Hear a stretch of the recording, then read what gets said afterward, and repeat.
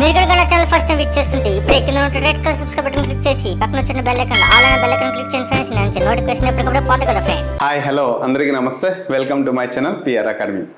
మన పిఆర్ అకాడమీలో రైల్వేకి సంబంధించినటువంటి అన్ని రకాలమైన అప్డేట్ ఇన్ఫర్మేషన్తో పాటు useful content and railway notification వచ్చినప్పటి నుండి ఇప్పటి వరకు దాదాపు అంటే టెక్నీషియన్ గ్రేడ్ 1 గ్రేడ్ 3 అలాగే జేఈ ఆర్పిఎఫ్ దీంతో పాటు ఏఎల్పి నోటిఫికేషన్ ఎప్పటి నుంచి అయితే వచ్చిందో జేఈ, సో వీటన్నిటి గురించి దాదాపు 1.5 year నుంచి కంటిన్యూగా మనం ప్రతిరోజు మనం ఒక టైం షెడ్యూల్లో రైల్వేకి సంబంధించిన కంటెంట్ వీడియోస్ అయితే మనం అందిస్తున్నాం. అలాగే యాజ్ యూజువల్ మార్నింగ్ 11 o'clockకి ఎన్టీపీస్కి సంబంధించిన గ్రాండ్ టెస్ట్, ఈవినింగ్ 6 o'clockకి గ్రూప్ డికి సంబంధించినటువంటి గ్రాండ్ టెస్ట్ నిర్వహించడం జరుగుతుంది. సో ఫ్రీ ఆఫ్ కాస్ట్లో. సో ప్రతి ఒక్క పర్సన్ దీనిలో భాగస్వామ్యం కావాలంటే మనం ఇక్కడ డిస్క్రిప్షన్ బాక్స్లో వాట్సాప్ గ్రూప్ నెంబర్ మెన్షన్ చేయడం జరిగింది. దాంట్లో జాయిన్ అయితే వాటిలో మేము గ్రూప్లో షేర్ చేయడం జరుగుతుంది. సో ప్రతిరోజు జరగబోతున్నటువంటి లైవ్ టెస్ట్లో మీరు పార్టిసిపేట్ చేసి మీ యొక్క ప్రిపరేషన్ విధానాన్ని కొంచెం పెంచి మీరు అనుకున్నటువంటి లక్ష్యాన్ని చేరుకోవడానికి చాలా ఈజీగా ఉంటుంది. రైట్, మరి బిఫోర్ గోయింగ్ టు డీటెయిల్ అనలైట్స్, మరి ఈ వీడియోలో ఏం తెలియపరుస్తున్నాం సార్ అంటే ప్రతి ఒక్క పర్సన్కి రైల్వేకి సంబంధించినటువంటి ఎవరైతే మెరిట్ లిస్ట్లో సెలెక్ట్ అవుతున్నారో మరి డాక్యుమెంట్ వెరిఫికేషన్ అనేది చాలా విలువైంది. మరి డాక్యుమెంట్ వెరిఫికేషన్లో చిన్న పొరపాటు వల్ల పోస్ట్ కూడా రిజెక్ట్ అయ్యే అవకాశం ఉంటుంది. మరి ఎటువంటి మిస్టేక్స్ లేకుండా మన డాక్యుమెంట్ వెరిఫికేషన్లో 100% పర్ఫెక్షన్గా మనం తిరిగి రావాలి. అపాయింట్మెంట్ మనం పొందాలి అంటే దాని యొక్క డీటెయిల్ ఇన్ఫర్మేషన్ తెలుసుకుంటాం. అలాగే ఏ సర్టిఫికేట్ కావాలి, ఏ డాక్యుమెంట్స్ ఉండాలి, అది ఏ ఫార్మాట్లో ఉండాలి, మరి ఎలా ఉండాలి, అది రీసెంట్వియా లేకపోతే 6 yearsవా, సో ప్రతి ఒక్క విషయం పైన పరిపూర్ణమైన అవగాహన మీకు కల్పిస్తుంది. సో అందుకోసమే ఈ వీడియో చాలా యూస్ఫుల్ అవుతుంది కదా, ప్రతి ఒక్క ఆస్పిరెంట్కి ఇది ఎంతోగానో హెల్ప్ఫుల్ అవుతుంది. వీలైతే 10 మంది షేర్ చేయండి. మీరు మాత్రం ఖచ్చితంగా లైక్ చేయడం మర్చిపోవద్దు. మరియు ఇది మీకు హెల్ప్ఫుల్ అవుతుందంటే షేర్ చేయడం మాత్రం మర్చిపోవద్దు. మరి కొత్త వారైతే సబ్స్క్రైబ్ తప్పనిసరి చేసుకోండి. అన్ని రకాలమైన అప్డేట్ ఇన్ఫర్మేషన్ మీకు వస్తుంది కాబట్టి. రైట్, మరి ఇక్కడ మనం ఏం తెలియపరుస్తున్నామంటే ముఖ్యంగా మేజర్గా 4 parts ఏంటి సార్ అంటే మనకి ఎప్పుడైతే డాక్యుమెంట్ వెరిఫికేషన్కి వెళ్ళేటప్పుడు మనం తీసుకెళ్లాల్సింది ఈ call letter, self detail and declaration forms and document verifications and fees receipt for money. ఈ 4 చాలా ఇంపార్టెంట్. దీంట్లో ఇంకా సబ్ టాపిక్స్ ఉన్నాయి, క్లియర్గా నేను ఎక్స్ప్లెయిన్ చేస్తాను. సో ఈ 4 అనేది మేజర్. సో ఏంటి ఇప్పుడు గవర్నమెంట్ మన ఆర్ఆర్బి సెంట్రల్ గవర్నమెంట్ అంటే ఆర్ఆర్బి వారు రిలీజ్ చేసినటువంటి ఇది. సో ఇప్పుడు చూడండి సిగ్నల్ 1, సిగ్నల్ గ్రేడ్ 3కి టెక్నీషియన్ గ్రేడ్ 3కి సంబంధించినటువంటి రిజల్ట్ రావడం జరిగింది. వాళ్ళకి డాక్యుమెంట్ వెరిఫికేషన్ కూడా స్టార్ట్ అయ్యాయి. కాబట్టి వారు ప్లస్ అందరి రైల్వేకి సంబంధించినటువంటి అందరి డాక్యుమెంట్ వెరిఫికేషన్ ఒకే విధానంలో జరుగుతుంది. సో వాళ్ళు తీసుకెళ్లాల్సింది ఏంటంటే సో వాళ్ళకి ఏటేటి తీసుకెళ్ళాలి, ఏట్ లేదనేది డీటెయిల్ ఇన్ఫర్మేషన్ దీంట్లో ఉంది. సో ఇది జస్ట్ ఫర్ ప్రూఫ్, ఓకేనా? మీకు ప్రూఫ్ చూపించిన తర్వాత దాని గురించి డీటెయిల్గా నేను ఈ వీడియోలో క్లియర్గా ఎక్స్ప్లెయిన్ చేస్తాను. రైట్, మరి ఇక్కడ మీరు కనిపిస్తున్నారు. ఫస్ట్ వన్ మనం ఏమన్నాం, ఫస్ట్ పాయింట్ ఈ కాల్ లెటర్స్. ఏంటమ్మా ఈ కాల్ లెటర్స్ లేదా బయోమెట్రిక్ వెరిఫికేషన్ అంటాం. సో ఈ కాల్ లెటర్ అంటే మన వెబ్సైట్ నుంచి మనం ఎవరైతే ఏ క్యాండిడేట్స్ అయితే సెలెక్ట్ అయ్యారో, ఎవరైతే రిజిస్ట్రేషన్ నెంబర్ దాంట్లో ఉందో, ఏ క్యాండిడేట్ అయితే సెలెక్ట్ అయ్యారో వారి యొక్క hall ticket number ID number type చేస్తే వారి పేరున ఎలాంటిది ఒక ఏటి వస్తుంది అంటే ఈ కాల్ లెటర్ వస్తుంది. ఖచ్చితంగా ఈ కాల్ లెటర్ తీసుకుని వెళ్ళాల్సిందే. ఈ కాల్ లెటర్స్ ఎలాంటిది ఉంటుంది కాబట్టి ఇది వాళ్ళు వెళ్ళేటప్పుడు డాక్యుమెంట్ వెరిఫికేషన్కి వెళ్ళేటప్పుడు తీసుకుని వెళ్ళాల్సింది. తర్వాత రైల్వే రిక్రూట్మెంట్లో వచ్చినటువంటి సెల్ఫ్ డిక్లరేషన్ ఫామ్ ఒకటి ఉంటుంది. ఈ సెల్ఫ్ డిక్లరేషన్ ఫామ్లో మీరు ఈ పక్క ఫోటో పెట్టేసి థంబ్ ఇంప్రెషన్ పెట్టి సో మీ గురించి detail information, self address, present permanent address ఇస్తూ అలాగే క్వాలిఫికేషన్ డీటెయిల్ ఇచ్చి ఈ సెల్ఫ్ డిక్లరేషన్ కూడా ఇవ్వాలి. So self declaration form and ఇక్కడ ఈ కాల్ లెటర్. దీంతో పాటు ఖచ్చితంగా ప్రతి ఒక్క పర్సన్ తీసుకెళ్లాల్సింది ఆధార్ కార్డ్. ఇది చాలా ఇంపార్టెంట్. లేదా పాన్ కార్డ్, డ్రైవింగ్ లైసెన్స్. అయితే మనకి చాలా డీటెయిల్గా ఎక్కడ కనిపిస్తుంది అంటే ఆధార్ కార్డులో. సో కామన్గా ఆధార్ కార్డులో ఈ ఆధార్ కార్డులో డీటెయిల్ ఇన్ఫర్మేషన్ ఉంటుంది. సో మనకి 10th క్లాస్లో ఎలా అయితే ఉంటుందో ఆధార్ కార్డ్, మన 10th క్లాస్ సర్టిఫికేట్లో సో యాజ్ యూజువల్ ఆధార్ కార్డులో ఉండాలి. సో ఎప్పుడైతే అలా ఉంటుందో Aadhaar card it is valid. So no problem. ఒకవేళ అలా లేదు అంటే we have to face many problems ఈ డాక్యుమెంట్ వెరిఫికేషన్లో. అర్థమైంది అనుకుంటాను. సో ఇక్కడ డాక్యుమెంట్ వెరిఫికేషన్లో మనము ఫస్ట్ తీసుకెళ్లాల్సింది ఏంటంటే వాళ్ళు ఏం చూస్తారంటే మనం చెప్పాను కదమ్మా మొట్టమొదటిసారి మనం ఏం తీసుకెళ్ళాలి అంటే మనం అప్లై చేసి ఈ కాల్ లెటర్. ఫస్ట్ పాయింట్ ఏంటంటే ఈ కాల్ లెటర్. తర్వాత సెల్ఫ్ డిక్లరేషన్ ఫామ్, తర్వాత అప్లికేషన్ ఫామ్, ఏడమ్మా అప్లికేషన్ ఫామ్, తర్వాత మనం ఏదైతే హాల్ టికెట్ మనం ఏ ఎగ్జామినేషన్ అయితే రాసామో ఆ హాల్ టికెట్ ఈ యొక్క జిరాక్స్ ఇవన్నీ కూడా తీసుకుని వెళ్ళాలి. ఓకేనా? దీనితో పాటు ఈ డాక్యుమెంట్ వెరిఫికేషన్ జరిగేటప్పుడు ఇంకేంటంటే ఏం చేస్తారు ఈ డాక్యుమెంట్ వెరిఫికేషన్లో, ఇది మనం తెలుసుకోవాలి. ఫస్ట్ పాయింట్, డాక్యుమెంట్ వెరిఫికేషన్ ఏం చేస్తారు, ఎలా జరుగుతుంది, రైట్? ఫస్ట్ పాయింట్ వాళ్ళు చూసేది ఏంటంటే మనం ఐడెంటిఫికేషన్ మార్క్స్. మరి ఐడెంటిఫికేషన్ మార్క్స్ అంటే ఎక్కడ ఉంటుంది, రైట్? మీరు 10th క్లాస్ చదివినప్పుడు మీ 10th క్లాస్ ఎగ్జామినేషన్ మీరు రాసేటప్పుడు ఐడెంటిఫికేషన్ మార్క్స్ అని రాసేవారు. So this is called moles. So ఈ మోల్స్ అనేది ఎవరికైతే మన ఈ శరీరం ఈ బాడీ పార్ట్లో ఎక్కడైతే ఉంటుందో దాన్ని చూసి మనం 10th క్లాస్లో మోల్ 1 మోల్ 2 అని రాస్తాం. సో ఈ మోల్ 1 మోల్ 2 అని మనం రాసేటప్పుడు ఆ మోల్స్ మనలో ఇప్పుడు ఉన్నాయా లేదా చెక్ చేస్తారు. ఒకవేళ లేకపోతే అదే మోల్స్ యాజ్ యూజువల్ ఉంటే ప్రాబ్లం, ఒకవేళ లేకపోతే ఇప్పుడు ఎక్కడైతే కనిపిస్తుందో దాన్ని ఆ పాయింట్లో రాసిస్తారు. సో ఒకవేళ లేని ఎడలా వారు రిజెక్ట్ అవరా అప్పుడు ఎటువంటి స్టెప్ తీసుకోవాలి లాస్ట్లో దాని గురించి క్లియర్గా ఎక్స్ప్లెయిన్ చేస్తాను, right? So next Aadhaar card verification. రెండోది వాళ్ళు చేసినటువంటి మేజర్ పార్ట్ ఏంటంటే ఆధార్ కార్డు వెరిఫికేషన్. ఈ ఆధార్ కార్డులో మీ 10th క్లాస్లో మీ నేమ్ ఎలా అయితే ఉందో with including the surname and date of birth and father name, ఏటమ్మా father name and residence address అంటాం. సో ఇవి చాలా జాగ్రత్తగా ఉండాలి.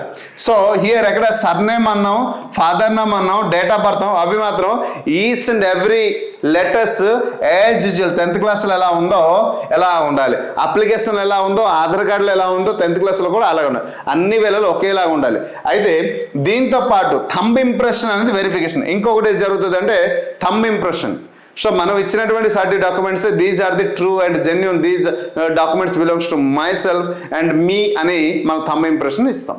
So right, next one is education qualification.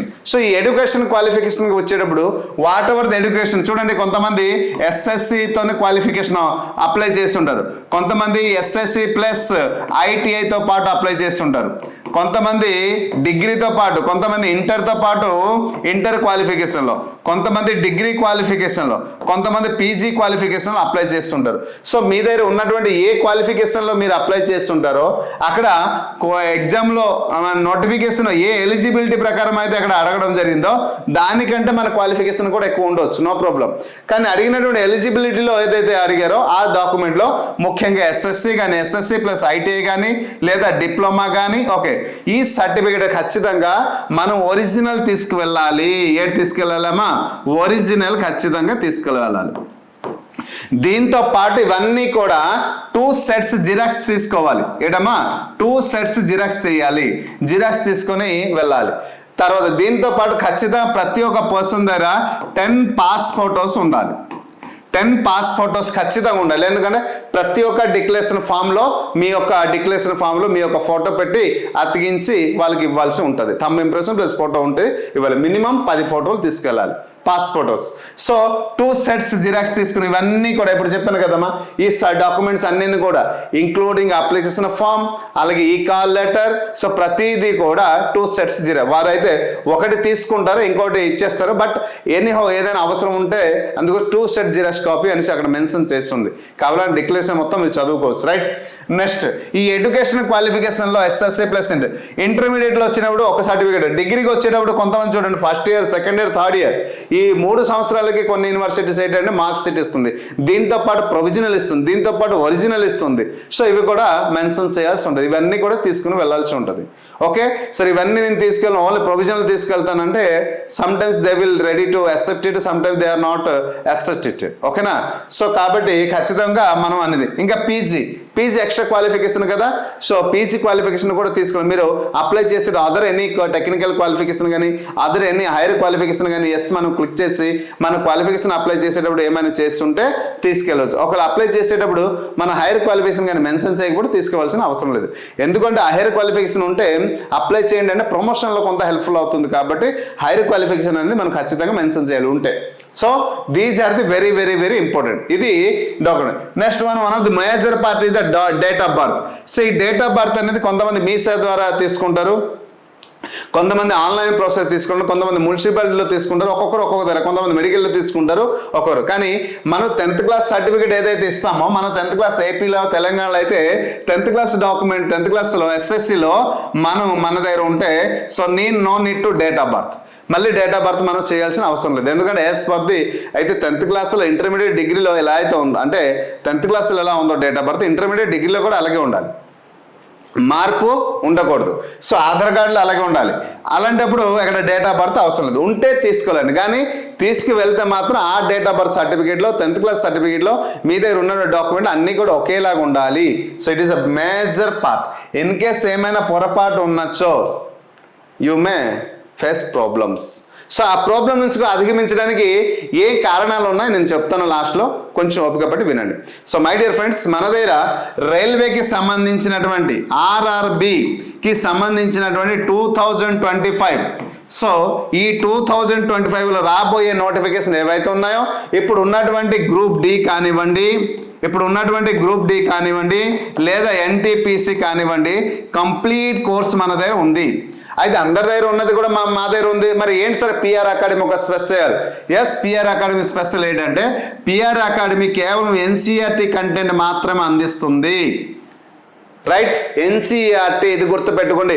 6th class నుంచి 10th క్లాస్ వరకు physics, chemistry, biology, science and technology సంబంధించిన మొత్తం కూడా NCERT కంటెంట్. త్వరలో జనరల్ అవేర్నెస్ కూడా NCERT కంటెంట్ చేసి అప్లోడ్ చేస్తున్నాం. సో విత్ ప్రూఫ్ పేజ్ నెంబర్తో సహా మేమైతే క్లాస్ వైజ్ కూడా చేసి పెడుతున్నాం. ఈ NCERT దీంతో పాటు NCERT bits, NCERT chapter wise practice bits ఇస్తున్నాం మిత్రమా. చాప్టర్ వైజ్ ప్రాక్టీస్ బిట్స్ ఇస్తున్నాం. తర్వాత సబ్జెక్ట్ వైజ్ బిట్స్ ఇస్తున్నాం మిత్రమా, సబ్జెక్ట్ వైజ్ బిట్స్ మరియు subject wise practice bits, subject wise PYQ ఇస్తున్నాం my dear friends. Next subject wise topic wise PYQ ఇస్తున్నాం మిత్రమా. సో ఇవన్నీ కలిపి మొత్తం ఎక్కడ మీరు గమనించారు, ఇవన్నీ కలిపి మొత్తం మేము ఎన్ని బిట్స్ ఇస్తున్నామంటే మొత్తం 1,00,000 వరకు బిట్స్ అయితే మేము ఇస్తున్నాము. మరి మిగతా ప్లాట్ఫామ్కి మనకు ఉన్న డిఫరెంట్ అంటే ఎన్ని రకాల ప్రాక్టీస్ బిట్స్ PYQ ఎక్కడ కూడా దొరకదు, ఒక్క పిఆర్ అకాడమీలో మాత్రమే. దీనితో పాటు మా దగ్గర ఉన్న స్పెషల్ ఏంటంటే జనరల్ సైన్స్కి సంబంధించినటువంటి ఏదైతే PYQs వచ్చాయో, అంటే ఫిజిక్స్ హీట్ అనే ఒక లెసన్ నుంచి ఒక 300 క్వశ్చన్స్ వచ్చింది, లైట్ అనే లెసన్ 384 క్వశ్చన్స్ వచ్చింది. సో ఆ క్వశ్చన్స్ అన్ని కూడా ఫిజిక్స్ టీచర్ చేత ఎక్స్ప్లెయిన్ చేసి వీడియో రూపంలో మన ఏప్లో పొందుపరచడం జరిగింది. ఆల్రెడీ ఫిజిక్స్ 80% కంప్లీట్ అయింది, కెమిస్ట్రీ అయితే అవుతుంది, అలాగే త్వరలో బయాలజీ కూడా చేసి అప్లోడ్ చేయడం జరుగుతుంది. వీటితో పాటు అది తర్వాత ఫిజిక్స్ పరంగా టెక్స్ట్ బుక్ ప్రాబ్లం ఏవైతే ఉన్నాయో ఆ ప్రాబ్లమ్స్ కూడా ఎక్స్ప్లెయిన్ చేసి lesson wise, chapter wise, class wise కూడా ప్రాబ్లమ్స్ అన్ని కూడా ఎక్స్ప్లెయిన్ చేసి మనం ఏప్లో పొందుపరచడం జరిగింది. ఇంకా దీనికంటే ఏమైనా బెస్ట్ కోర్స్ ఉందా చూడండి. సో ఇవన్నీ చేస్తూ దీంతో పాటు ఈ NCERT సంబంధించిన మెటీరియల్ కూడా మేము ప్రొవైడ్ చేస్తున్నాం, అది కూడా ఏప్లో. సో ఇంకేం కావాలి ఒక స్టూడెంట్కి? వీడియోస్ కావాలి, మెటీరియల్ కావాలి, టెస్ట్ సిరీస్ కావాలి, ఓకేనండి. తర్వాత NCERT కంటెంట్ కావాలి, NCERT content previous year bits కావాలి, సబ్జెక్ట్ వైజ్ బిట్స్ కావాలి, చాప్టర్ వైజ్ బిట్స్ కావాలి, అన్నీ మేము ఇస్తున్నాంగా. ఇంకేం కావాలి ఒక స్టూడెంట్కి?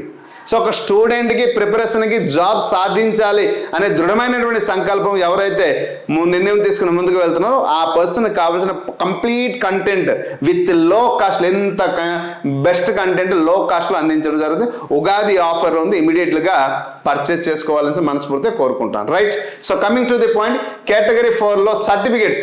ఈ కేటగిరీ సర్టిఫికేట్ ఏంటంటే ప్రతి ఒక్క పర్సన్ కేటగిరీ సర్టిఫికేట్స్ ఉండాలి. మరి కేటగిరీ సర్టిఫికేట్ అంటే ఏంటి? మనం యూఆర్ అంటే ఓకే, దీనికి అవసరం లేదు. యూఆర్ వాళ్ళకి ఎవరైతే యూఆర్లో సెలెక్ట్ అవుతారో they no need to verify their caste, but those who are applied belongs to the OBC, SC, ST and PWD are ex service men. So వారికి ఉన్నటువంటి category certificate they have to ఖచ్చితంగా వారు తీసుకుని వెళ్ళాల్సిందే. Okay, they have to enclose all these certificates. Okay, so for example OBC అన్నాం, మన స్టేట్లో BC అంటాం, BCA BCD ఎలా ఉంటాయి సబ్ కేటగిరీ, బట్ సెంట్రల్కి వెళ్ళేటప్పుడు సో అది సెంట్రల్ ఫార్మాట్లో ఉన్నటువంటి సర్టిఫికేట్ తీసుకెళ్ళాలి. స్టేట్లో ఉన్నటువంటి స్టేట్ ఫార్మాట్ వేరు, అందుకో స్టేట్లో ఉండేటప్పుడు స్టేట్ ఫార్మేట్ ఏంటంటే బీసీఏ బీసీబీ ఉంటుంది, కానీ సెంట్రల్కి వెళ్ళేటప్పుడు ఓబీసీ ఫార్మేట్ వేరేగా ఉంటుంది. ఆ సెంట్రల్ ఫార్మేట్ ఒక సర్టిఫికెట్స్ ఎలా ఉంటుందో నేను క్లియర్గా లాస్ట్లో మీకు చూపిస్తాను. ఓకే, అలాగే ఎస్టీ సర్టిఫికెట్, ఎస్సీ సర్టిఫికెట్, అలాగే పీడబ్ల్యూ కేటగిరీ ఉన్నటువంటి సర్టిఫికెట్స్ కూడా అది సెంట్రల్ ఫార్మాట్లో ఎలా ఉంటుంది. తర్వాత మెడికల్కి సంబంధించిన సర్టిఫికెట్స్ ఎలా ఉంటుంది, అది ఎలా అటెస్టెన్స్ చేయించాలి, ఒకవేళ ఈ సర్టిఫికేట్ మీ దగ్గర లేకపోతే అది సెంట్రల్ ఫార్మాట్లో ఎలా చేయించాలి, ఎక్కడ చేయించాలి, ఆ డాక్యుమెంట్స్ ఎక్కడి నుంచి తయారు చేయాలి, ఎలా తీసుకుని వెళ్ళాలనేది నేను క్లియర్గా ఈ వీడియోలో ఎక్స్ప్లెయిన్ చేస్తాను. సో ప్రతి ఒక్క విషయానికి అంటే ఒక విద్యార్థికి ఎంత అయితే అవసరం ఉంటుందో అవన్నీ కూడా నేను అందిస్తాను.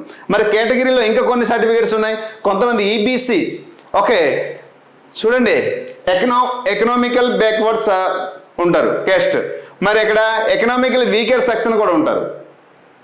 సో వీళ్ళు కూడా ఇక్కడ ఈబీసీ సర్టిఫికేట్, అలాగే ఈడబ్ల్యూఎస్ సర్టిఫికేట్, అలాగే minority, NOC certificate, ex service man, అలా విడో. సో మరి దాని గురించి అందరికీ తెలిసిందే. Okay, widow. సో ఏ సర్టిఫికేట్ అయితే మీరు అప్లై చేసేటప్పుడు ఏదైతే మీరు అప్లై చేస్తారో ఈ కేటగిరీ నుంచి ఖచ్చితంగా ఇవి తీసుకుని వెళ్ళాల్సి ఉంటే, ఫర్ ఎగ్జాంపుల్ నేను ఈడబ్ల్యూఎస్ నుంచి కాదు, నాకు అవసరం లేదు.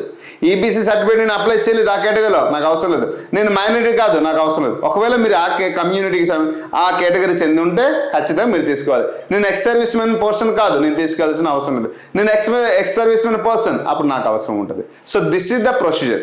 ఖచ్చితంగా కేటగిరీ సంబంధించినవి కూడా ఇవి ఉండాలి. ఇవి ఉంటేనే యు ఆర్ ఎలిజిబుల్. లేదు అంటే మీకు ఏ కేటగిరీలో అయితే మిమ్మల్ని సెలెక్ట్ చేశారో అదే కేటగిరీ నుంచి మిమ్మల్ని రిజెక్ట్ చేసే అవకాశం కూడా ఉంటుంది. ఓకేనా? సో దానికి అయితే ఖచ్చితంగా ఇక్కడ డౌట్స్ ఏంటంటే ప్రతి ఒక్క స్టూడెంట్కి ఇక్కడ చాలామంది డౌట్స్, సార్ అనేక రకాలమైన సందేహాలు మాకైతే ఉన్నాయి, కానీ ఇక్కడ ఏ ప్లాట్ఫామ్ సరిగ్గా ఈ సందేహాలకు నివృత్తి దొరకట్లేదు అని అంటుంటారు. రైట్, మరి మీకు ఉన్నటువంటి సందేహాలు కూడా ఏ విధంగా ఉంటుందనేది ముందు నుంచి గెస్ చేసి దానికి సంబంధించిన డీటెయిల్ కూడా నేను ఇక్కడ అందిస్తున్నాను. కొంతమంది ఏంటంటే సార్ అప్లికేషన్ ఫామ్ తీసుకుని వెళ్ళాలా, సిబిటి హాల్ టికెట్ తీసుకుని వెళ్ళాలా? ఎస్, 100% తీసుకుని వెళ్ళాలి. అందుకోసం అప్లై చేసిన డే నుండి ఆ రైల్వే బోర్డుకి సంబంధించినటువంటి ఏ ఒక్క పోస్ట్కి అప్లై చేసినా నిజంగా చెప్పాలంటే చాలా జాగ్రత్తగా ఉండాలి. చాలా కేర్గా ఉండాలి. అప్లికేషన్ ఫామ్ తీసుకుని వెళ్ళాలి. సిబిటి మీరు 1 రాసిండు, 1, 2 రాసిండు. కొంతమంది సిబిటి 2 అయిన తర్వాత మెరిట్ లిస్ట్ ఉంటుంది కదా, అప్పుడు సిబిటి 2 తీసుకెళ్తారు. ఇప్పుడు సింగిల్ సిట్టింగ్ ఎగ్జామ్ ఉంటుంది, group D single sitting. For example technician grade 3 single sitting. Okay, ఇప్పుడు ఎన్టీపీసీ ఉందనుకో 2 సిట్టింగ్స్ ఉంటుంది, సిబిటి 1, 2. అప్పుడు ఏదైనా 2 తీసుకెళ్తే సరిపోతుంది, 1 అవసరం లేదు అప్పుడు. నెక్స్ట్ ఖచ్చితంగా 2 సెట్ జిరాక్స్ ఉండాలి. 10 ఫొటోస్ తీసుకుని వెళ్ళాలి.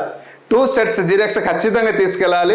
ప్రతి ఒక్క పర్సన్ 10 ఫొటోస్, ఎందుకంటే మీ దగ్గర ఉంచుకోండి. ఎందుకంటే మహా అయితే ఒక 6-7 ఫొటోస్ యూటిలైజ్ అవుతుంది. మిగతా 1-2 మిగిలిన ప్రాబ్లం లేదు. ఒకవేళ ఏమైనా అవసరం ఉన్నప్పుడు కొన్ని డిక్లరేషన్ ఎక్కువ అడిగేటప్పుడు మీ ఫోటోలు కూడా దాంట్లో అటెస్టేషన్ చేసి ఫోటో పెట్టి మీ సిగ్నేచర్ చేయాల్సి ఉంటుంది, సెల్ఫ్ డిక్లరేషన్ ఇవ్వాల్సి ఉంటుంది. అలాంటప్పుడు ఫొటోస్ ఎక్కువ కావాలి. అందుకోసమే మినిమం 10 ఫోటోలు అన్ని ఇక్కడ మెన్షన్ చేయడం జరిగింది. ఓకే, ఎందుకు అవసరం ఉందో కూడా నేను ఇక్కడ చూపిస్తాను మిత్రమా. Next all certificates English.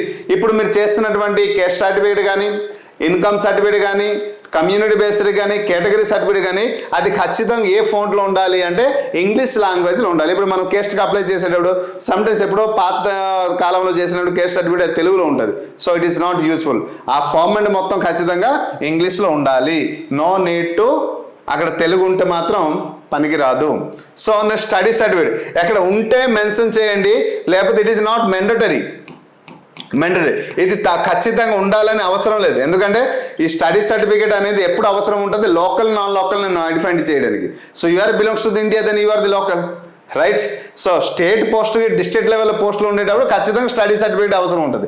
ఇక్కడ స్టేట్ డిస్ట్రిక్ట్ లెవెల్ పోస్ట్ మనం అప్లై చేయట్లేదు కదా, సో సెంట్రల్ పోస్ట్ కాబట్టి నో నీడ్. ఉంటే పెట్టండి, లేకపోతే అవసరమైతే లేదు. Next surname, date of birth, father name, mother name, ఇటువంటి ఏమైనా మీరు అప్లై చేసేటప్పుడు చాలా నెట్ సెంటర్లో మిస్టేక్స్ జరుగుతుంటాయి. ఒకవేళ జరిగితే వారి పరిస్థితి సార్ నా సర్నేమ్లో మిస్టేక్స్ వచ్చింది ఒక లెటర్. మరి ఈ మధ్య మా మేడం గారు ఎగ్జామినేషన్ కండక్ట్ చేస్తుంటే చాలా మంది కామెంట్ చేశారు, నా ఈ గ్రూప్ డికి అప్లై చేసేటప్పుడు, ఎన్టీపీసీకి అప్లై చేసేటప్పుడు చాలామంది క్వశ్చన్ అడిగారు.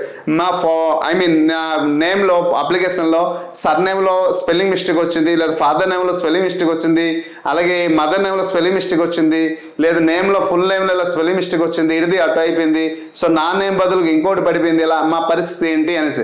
అయితే వాళ్ళకి ఏం చెప్పామంటే ఎడిట్ ఆప్షన్ ఇస్తారు కాబట్టి ఎడిట్ ఆప్షన్లో ఎడిట్ చేసి అని చెప్పాం. ఒకవేళ అప్పటికి ఎడిట్ ఆప్షన్లో మీకు తెలియలేకపోతే చేయలేకపోతే ఇప్పుడు వాళ్ళ పరిస్థితి ఏంటి? ఎడిట్ ఆప్షన్లో ఫాదర్ మీరు చూసారు, కేవలం మీ నేమ్ మాత్రమే స్పెల్లింగ్ మిస్టేక్ పడింది. బై మిస్టేక్ అక్కడ ఫాదర్ నేమ్ కూడా మిస్టేక్ ఉంది, కానీ మీరు అది అబ్జర్వేషన్ చేయలేదు. కానీ అప్లికేషన్ ఎగ్జామ్ రాసిన తర్వాత చూసేటప్పుడు మీకు ఆల్రెడీ హాల్ టికెట్ డౌన్లోడ్ చూసేటప్పుడు ఫాదర్ నేమ్ కూడా మిస్టేక్ ఉంది, స్పెల్లింగ్ మిస్టేక్. ఇప్పుడు పరిస్థితి ఏంటి? ఇప్పుడు మన లేదు కదా నో ఎడిట్. ఇప్పుడు పరిస్థితి ఏమిటి? ఎస్. సో అప్పుడు ఏం చేయాలి అంటే, ఎప్పుడైతే ఈ సర్ నేమ్ కానీ, డేట్ ఆఫ్ బర్త్ కానీ, ఫాదర్ నేమ్ కానీ, మదర్ నేమ్ కానీ ఇటువంటి ఏమైనా మిస్టేక్ అనిపించినచో, సో వారు ఏం చేయాలంటే they have to write it self declaration form. అప్పుడు ఎఫిడవిట్ చేయాలి. ఏం చేయాలమ్మా? ఎఫిడవిట్ చేయాలి. ఈ ఎఫిడవిట్ ఏంటంటే ఒక లాయర్ దగ్గరికి వెళ్ళి కన్సర్న్ లాయర్ దగ్గరికి వెళ్ళి, so my name is so and so, my name is Prashant. For example if you want to write my name is Prashant Gowda, so write Gowda. ఈ ప్రశాంత్ రాసేటప్పుడు ఎక్కడ కొంతమంది ఎలా రాస్తారు, ప్రశాంత్కి ఎలా రాసేటప్పుడు NT వరకే రాస్తారు. సో గౌడకి కొంతమంది ఎలా రాస్తారు, GOUWD ఎలా రాస్తుంటారు. ఇలా కూడా కొన్ని దగ్గర ఉంటుంది. ఇలా రాసేటప్పుడు ఏమైనా స్పెల్లింగ్ మిస్టేక్ వచ్చిందా, అప్పుడు ఎఫిడవిట్ లేట్ నా 10th క్లాస్ సర్టిఫికేట్ ఎలా ఉంది, ఇంటర్మీడియట్ డిగ్రీలో అన్నింటిలో సర్టిఫికేట్లు ఎలా ఉంది, కానీ అప్లికేషన్ అప్లై చేసేటప్పుడు మాత్రం ఈ నెట్ సెంటర్ వాడు ఏమో చిన్న మిస్టేక్ చేశాడు. So this candidate has a genuine as per the 10th class and intermediate degree certificate ఎలా అయితే ఉందో అన్నీ వాడి దగ్గర పర్ఫెక్ట్గానే ఉన్నాయి, కానీ అప్లికేషన్ ఫామ్లోనే మిస్టేక్ జరిగింది. So please take a considered action అనేసి వారి ఒక ఎక్స్ప్లెనేషన్ అక్కడ రాసి వివరణ అందిస్తారు. అప్పుడు అఫిడవిట్ చేసి మీరు తీసుకెళ్తే అప్పుడు అది యూజబుల్. దానితో పాటు సెల్ఫ్ డిక్లరేషన్ ఫామ్ కూడా ఇవ్వాలి. సో ఏంటండి, ఇది నా స్వతసిద్ధంగా ఇది నేను చేసిన మిస్టేక్. ఒకవేళ ఏదైనా తప్పు ఉంటే మీరు దీనికి నేను అర్హుడిని అనేసి మీరు ఒక సెల్ఫ్ డిక్లరేషన్ ఫామ్ వాళ్ళు ఇస్తారు. దాంట్లో సైన్ చేసి థంబేసి ప్లస్ ఫోటో కూడా ఇవ్వాలి. దీంతో పాటు మోల్ నాట్ విజిబుల్. కొంతమంది ఇప్పుడు ఎప్పుడో 10th క్లాస్లో ఉన్నటువంటి మోల్స్ ఇప్పుడు కొన్ని ప్లేస్లు ఏదైతే ఉందో అవి కనిపించవు. అప్పుడు కొత్త మోల్స్ రాసి ఇచ్చేటప్పుడు దానికి కూడా సెల్ఫ్ డిక్లరేషన్ ఇవ్వాలి.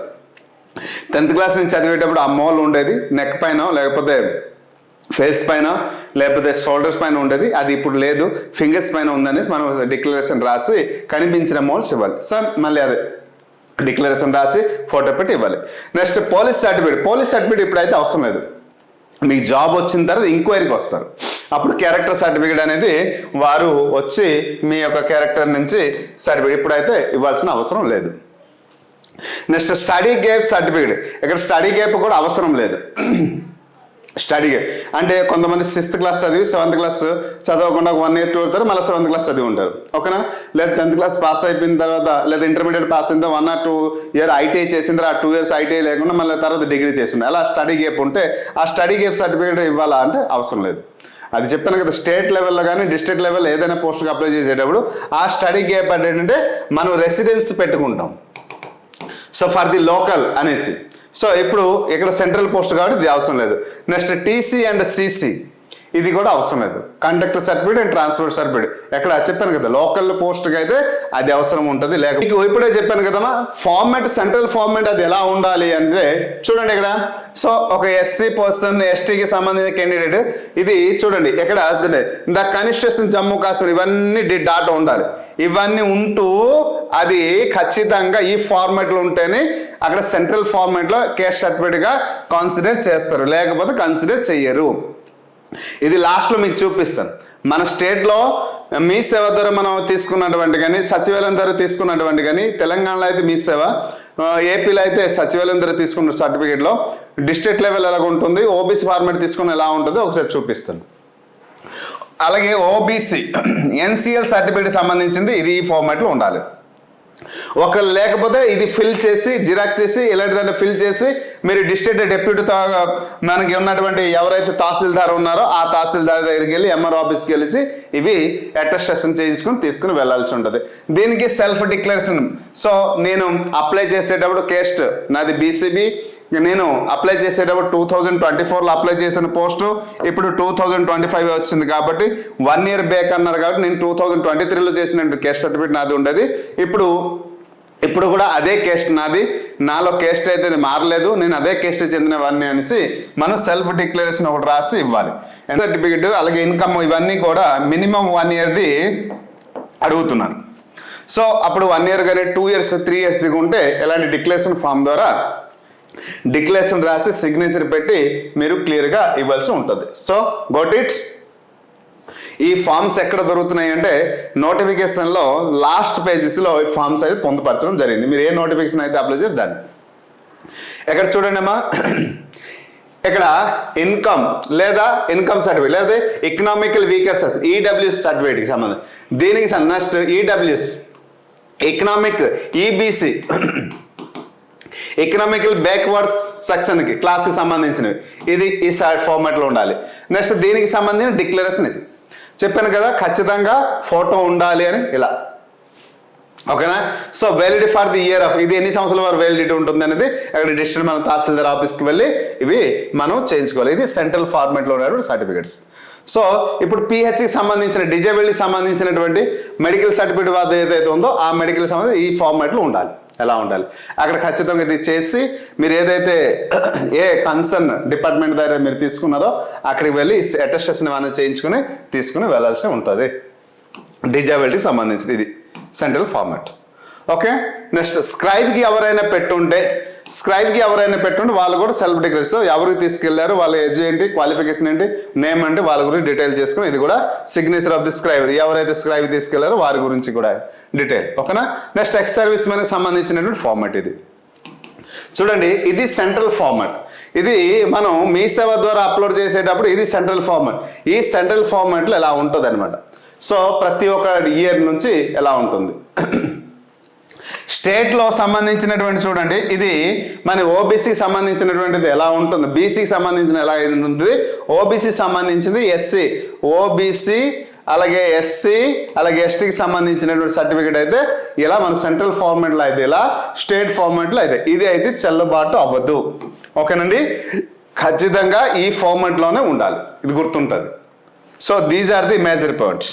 సో ఇంకా మీకు ఈ డాక్యుమెంట్ వెరిఫికేషన్ సంబంధించినటువంటి ఇంకా అప్డేట్ ఇన్ఫర్మేషన్ ఖచ్చితంగా మీరు అక్కడికి వెళ్ళిన తర్వాత అక్కడ ఉన్నటువంటి డిపార్ట్మెంట్ ఎవరైతే ఉంటారో డాక్యుమెంట్ వెరిఫికేషన్ అందరికీ ఒక రూమ్లో కూర్చోబెడతారు. కొంత అక్కడ కొంత టీం ఉంటారో ఆ టీం అంతా ఒక్కొక్కరు పిలిపించి ప్రతిదీ కీన్ అబ్జర్వేషన్ చేస్తారు. ప్రతి పాయింట్ని క్లీన్గా అబ్జర్వేషన్ చేస్తారు.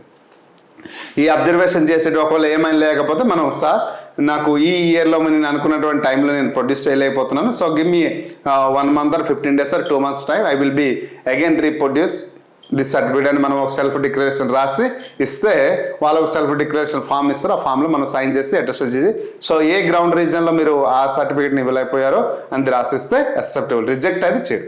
వన్స్ మీరు జాబ్లో సెలెక్ట్ అయ్యేటప్పుడు డాక్యుమెంట్ వెరిఫికేషన్ దా రిజెక్ట్. ఎప్పుడు కమ్యూనిటీ మీది ఎస్సీ అయి ఉండి మీరు ఎస్సీ సర్టిఫికేట్ పెట్టకపోతే, ఎస్టీ అయి ఉండి మీ దగ్గర బీసీ సర్టిఫికేట్ ఉంటే ఎలా చీటింగ్ జరిగితే మాత్రం రిజెక్ట్ చేస్తారు. కానీ మిగతా విషయాలు అయితే రిజెక్ట్ చేసే అవకాశం లేదు.